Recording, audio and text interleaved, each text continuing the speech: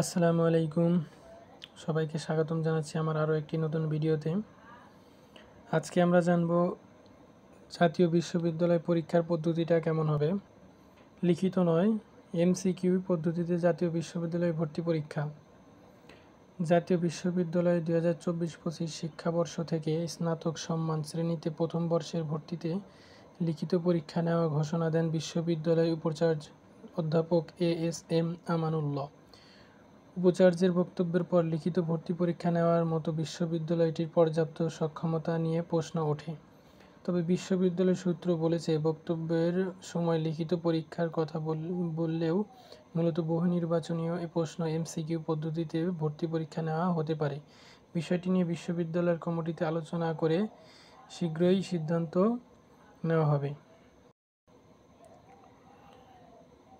এদিকে সোমবার 18 নভেম্বর বিশ্ববিদ্যালয়টির একাডেমিক কাউন্সিলর সভা অনুষ্ঠিত হয়। সেখানে আগামী শিক্ষাবর্ষের ভর্তি পরীক্ষা গ্রহণের বিষয়টি চূড়ান্ত হয়েছে। তবে আবেদন প্রক্রিয়া, ভর্তি পরীক্ষার সময়সূচি এখনও চূড়ান্ত হয়নি।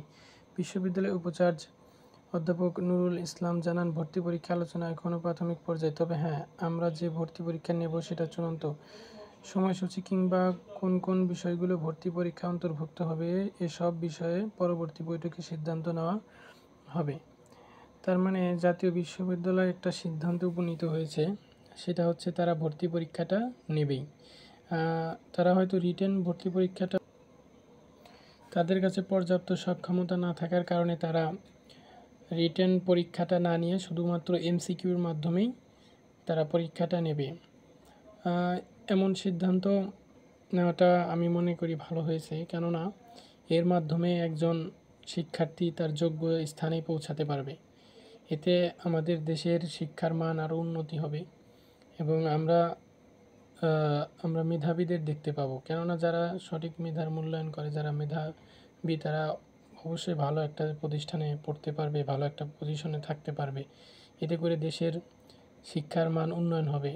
আর এটাই আমার মনে হয়, আমার একান্ত মত যে এটাই ভালো হবে। তো এরকম আরও অনেক আপডেট পেতে আমার চ্যানেলটাকে সাবস্ক্রাইব করবেন এবং পাশে থাকা বেল আইকনটি বাজিয়ে দিবেন, যাতে এরকম আপডেট আসার সাথে সাথে আপনি আপডেটটা জানতে পারেন। ধন্যবাদ।